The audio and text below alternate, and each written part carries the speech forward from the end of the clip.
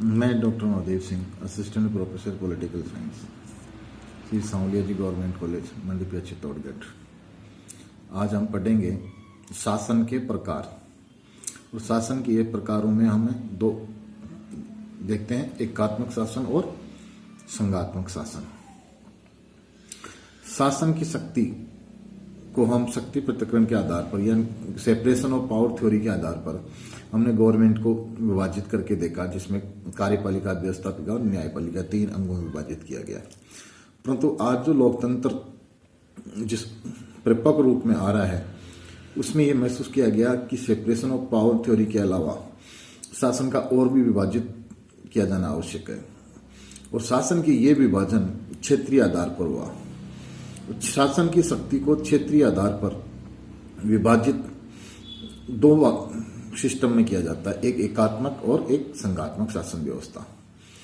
शासन की शक्ति जब एक ही केंद्र में स्थापित की जाती है और प्रशासन की क्षेत्रीय इकाइयां अपनी शक्तियां इसी केंद्र से प्राप्त करती है, तो ऐसी शासन व्यवस्था को एकात्मक शासन व्यवस्था कहते हैं। इसके विपरीत यदि जब राज्य की सत्ता एक केंद्रीय सत्ता और संघ की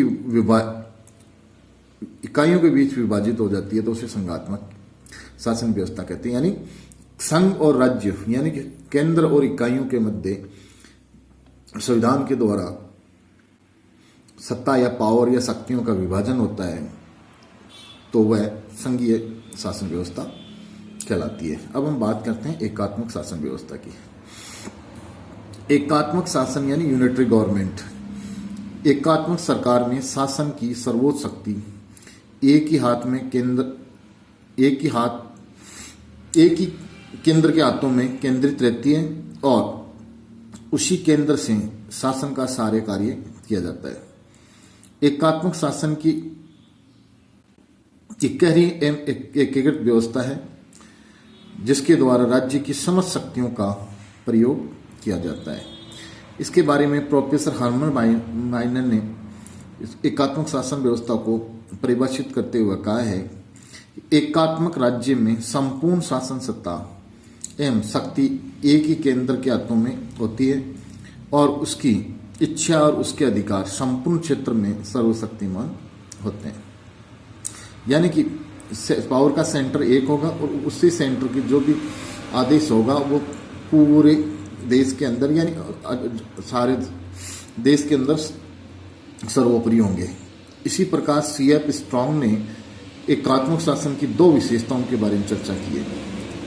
एक है केंद्रीय व्यवस्थापिका की सर्वोच्चता, यानी कि जो पार्लियामेंट है वो सर्वोच्च होती है, यानी पार्लियामेंट्री सॉवरेनिटी होती है।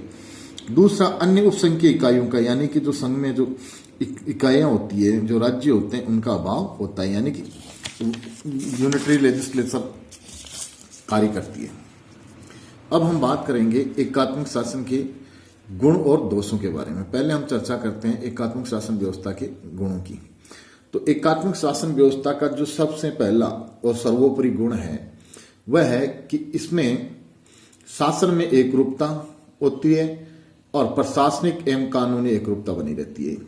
यानी कि पूरे देश के अंदर एक ही प्रशासनिक ढांचा होता है, एक ही कानूनी ढांचा होता है, तो उसी के अनुसार प्रशासन में यूनिटी और एक यूनिफॉर्मिटी होती है। दूसरी जो एकात्मक शासन का अच्छा गुण है वो है कि जब देश के अंदर किसी प्रकार का संकट काल हो तो एकात्मक शासन व्यवस्था उससे सफलता से निपट सकती है, क्योंकि एक देश में निर्णय तीव्रता से लिए जाते हैं और निर्णयों को लागू करने की सेंट्रलाइज सिस्टम होता है, जिसमें राज्यों का कोई अवरोध नहीं होता। तो इसलिए संकट से निपटने में एकात्मक शासन व्यवस्था उपयुक्त है। अगर हम आर्थिक दृष्टि से देखें तो एकात्मक शासन व्यवस्था अधिक संघात्मक शासन व्यवस्था से ज्यादा उपयुक्त है, क्योंकि एकात्मक शासन व्यवस्था के अंदर संघात्मक शासन व्यवस्था की तरह जो अलग अलग राज्य या इकाइयां होती है वो अपनी अपनी मांगे डिमांड सेंटर से करती है। इस प्रकार का एकात्मक शासन व्यवस्था में कोई व्यवस्था नहीं है। अगला जो इसका गुण है वो है कि राष्ट्र की एकता इसमें बहुत सहज और सुलभ होती है, क्योंकि सारे देश के अंदर एक जैसा प्रशासनिक ढांचा होता है, एक जैसी न्यायिक व्यवस्था होता है और एक ही कानून होता है, नहीं लॉ ऑफ लैंड होता, उसी के अनुरूप पूरा देश चलता है। और विभिन्नताएं जो होती है, उन विभिन्नताओं या अलगाववादी ताकतों को एकात्मक शासन व्यवस्था में कोई स्थान नहीं मिल पाता। इस कारण ये राष्ट्रीय एकता में भी प्रभावी है। और अब हम अगर आर्थिक खर्च की दृष्टि से देखें तो ये व्यवस्था कम खर्चीली है, क्योंकि इसके अंदर सिर्फ केंद्र सरकार अपनी प्रशासनिक दृष्टि से कार्य करती है, राज्यों का अपना प्रशासनिक ढांचा होता नहीं है, राज्य होते ही नहीं है तो इसलिए प्रशासनिक ढांचा नहीं होता। इसलिए प्रशासनिक दृष्टि से भी देखा जाए तो ये व्यवस्था ज्यादा उपयुक्त है। अब हम बात करते हैं एकात्मक शासन व्यवस्था के दोषों की। एकात्मक शासन व्यवस्था में जो गुण हैं, इन गुणों के साथ साथ कुछ अवगुण भी या दोष भी हैं, जिनमें पहला है कि एकात्मक शासन व्यवस्था का जो सर्वोपरि गुण प्रशासनिक एकीकरण और एकरूपता है, वही इसकी दुर्बलता भी बन जाता है। प्रशासनिक एकीकरण और एकरूपता ऐसे राज्यों में जो भौगोलिक दृष्टि से बहुत व्यापक हैं, बड़े हैं और जहां सामाजिक और सांस्कृतिक दृष्टि से विभिन्नताएं पाई जाती है, ऐसे राज्यों में ये एकात्मक शासन की प्रशासनिक जो एकरूपता है वो शिथिलता और विलंबकारी बन जाती है, क्योंकि राज्यों की जो अपनी अपनी विशेषताएं और अपनी अपनी आवश्यकताएं हैं, उन आवश्यकताओं के अनुसार प्रशासनिक व्यवस्था हो तो वो ज्यादा उचित उपयुक्त रहेगी। दूसरी चीज की जो अवगुण है, दोष है, वो ये है कि स्थानीय शासन और पहल कुंठित और दुर्बल हो जाती, क्योंकि एकात्मक शासन व्यवस्था में शक्तियों का केंद्रीकरण होता है और सारी की शक्तियां केंद्र के पास सेंट्रलाइज हो जाती है। तो जो लोकल एडमिनिस्ट्रेशन है, लोकल बॉडीज है, या जो स्थानीय स्तर पर जो अपनी समस्याओं को हल करने के लिए जो पहल होनी चाहिए, उन पहल का कोई महत्व नहीं रहता या नगण्य महत्व रहता है, क्योंकि पॉलिसीज और डिसीजंस है ना, वो सेंटर से बनते हैं और वहीं से इम्प्लीमेंटेशन होता है। तो इसलिए जो लोकल इंस्टीट्यूट्स हैं, लोकल एडमिनिस्ट्रेशन है, वो एक प्रकार से कुंठित हो जाता है, चरमरा जाता है, दुर्बल हो जाता है, उसके अंदर कोई पावर सेंटर नहीं बन पाता। अगली जो इसकी अवगुण है वह है कि नीतियां एवं धन के लिए स्थानीय इकाइयों को सदैव केंद्र सरकार की मुंह तक देखना पड़ता है।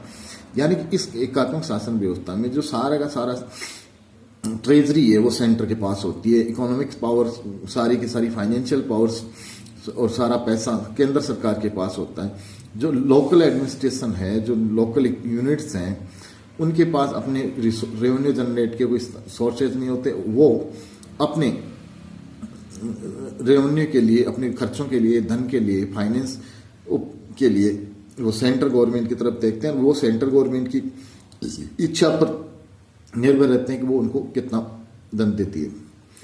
अगली जो एकात्मक शासन व्यवस्था की जो सबसे बड़ा आज की लोकतांत्रिक दृष्टिकोण से देखें तो वो है इसमें शक्तियों का केंद्रीकरण होता है। वो एक सबसे बड़ा दोष है कि लोकतंत्र की स्थापित परंपराएं हैं कि शक्तियों का ज्यादा से ज्यादा विकेंद्रीकरण हो और जनता की ज्यादा से ज्यादा सहभागिता हो। तो एकात्मक शासन व्यवस्था में हम देखें कि शक्तियों का विकेंद्रीकरण के स्थान पर केंद्रीकरण होता है। तो इसलिए ये जो एकात्मक शासन व्यवस्था है और जो वर्तमान में जो लोकतांत्रिक परंपराएं बलपूल रही है उनके विपरीत है। और एकात्मक शासन व्यवस्था का अगर हम देखें तो सर्वोपरि मॉडल ब्रिटेन की शासन व्यवस्था है। ब्रिटेन के अंदर यूनिटरी फॉर्म ऑफ गवर्नमेंट है जहाँ पार्लियामेंट्री सॉवरेनिटी है।